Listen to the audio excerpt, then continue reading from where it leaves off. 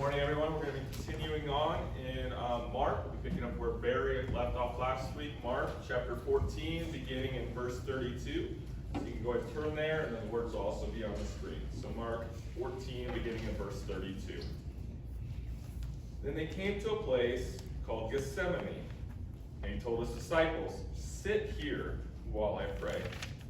He took Peter, James, and John with him, and he began to be deeply distressed and troubled. He said to them, I am deeply grieved to the point of death. Remain here and stay awake." He went a little further and fell to the ground, and prayed that if it were possible, the hour might pass from him. And he said, "Abba, Father, all things are possible for you. Take this cup away from me. Nevertheless, not what I will, but what you will." And then he came, and he found them sleeping, and said to Peter, "Simon, are you sleeping? Couldn't you stay awake 1 hour? Stay awake and pray, so that you not enter into temptation. The spirit is willing, but the flesh is weak." Once again he went away and prayed, saying the same thing. And again he came and found them sleeping, because they could not keep their eyes open. They did not know what to say to him. Then he came a third time and said to them, "Are you still sleeping and resting? Enough! The time has come. See, the Son of Man is betrayed into the hands of sinners. Get up, let's go. See, my betrayer is near." This is the word of the Lord. So back when I was in middle school, we got invited by one of my dad's friends out to their farm for this big potluck they were having. And so he had a bunch of relatives that lived in Chicago, and they were traveling down to the farmlands of Indiana to his farm for this big potluck. And so they were coming, and so we were going out there, and so we show up, there's all these really fancy cars that come driven out on this long gravel road in the middle of nowhere to this farm in Indiana, and they were sitting there, and and so all these kids were around, they were taking them around to the different places. So they took them over to the cows, and they're like, "You know where milk comes from?" "Well, milk comes from the store." "Do you know where the store gets the milk?" "Oh, the store gets the milk from the factory." "Well, where's the factory get it from?" "Well, the factory makes it, right?" "Well, no." And so they go and they show them how to get the milk from the cow, and then they take them over to the chickens. "Well, where the eggs come from?" "Well, eggs come from the store." "Where the store?" This whole thing, they took them all around to all these different things. And these kids had no idea that these different things that they ate actually come from animals, from places there. And so they're learning all this new stuff. They're over there, they're playing with the baby chickens. They're over here, they're playing with the baby pigs. Well, after they were done, they walked them over to where we're having the potluck. So everybody was bringing the side dishes into the potluck. And because the guy that my dad worked with was providing the main dish. And so they walked him over to this big 55-gallon drum, and they opened it up, and what was there? Yeah, one of the pigs that moms that they've been playing with earlier. So there's this whole hog there that they're roasted on the thing. And needless to say, a lot of those kids did not try the delicious pork that day.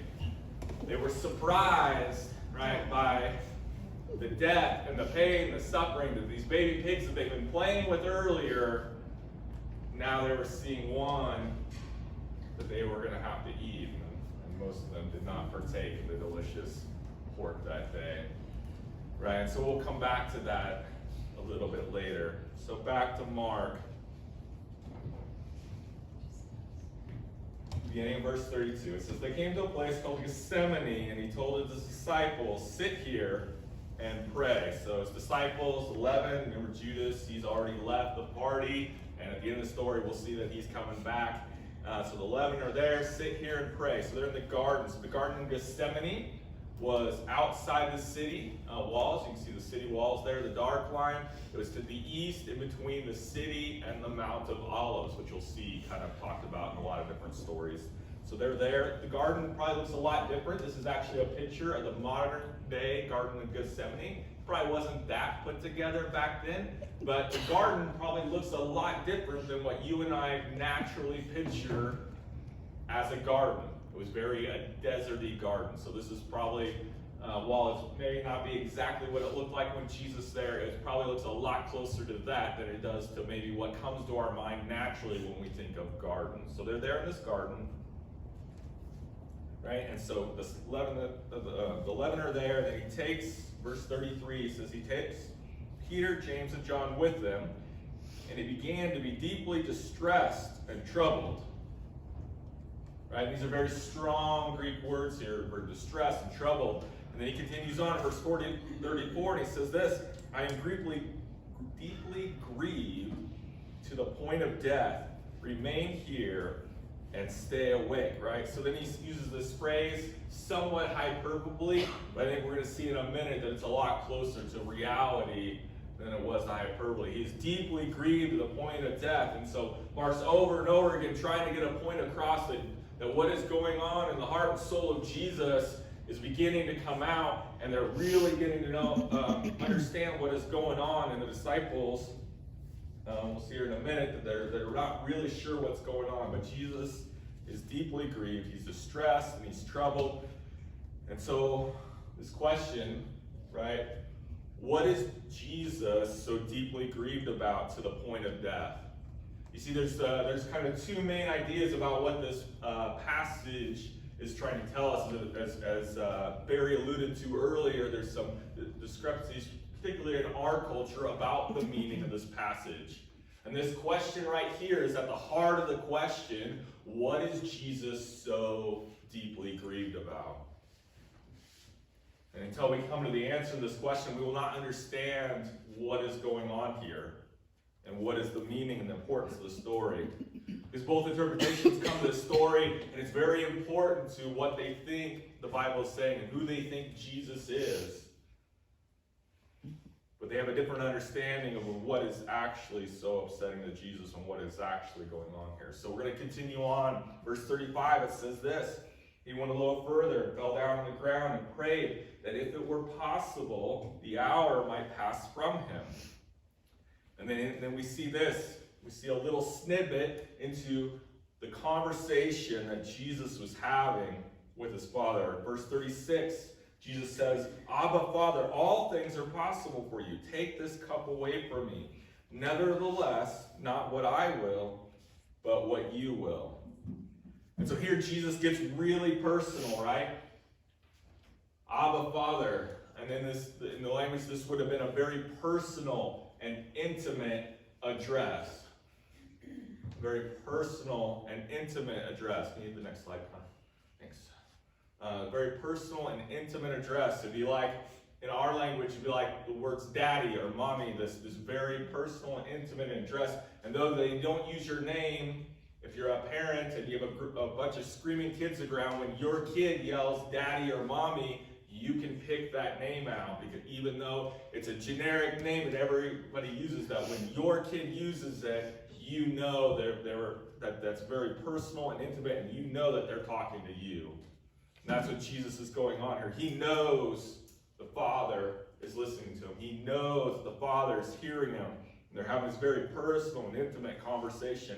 Then he says this, take this cup from me, right? There's this appeal to the Father. Appeal to the Father. And then, not your will, not my will, but yours be done. And so there's this desire to fill his Father's will. There's a potential conflict in the will. And what is going on here? And Jesus doesn't really explain all of this, but we do see this snippet into what he is saying, what is going on in his heart. And the other question we have to ask is, what is this cup that he wants the Father to take away from him?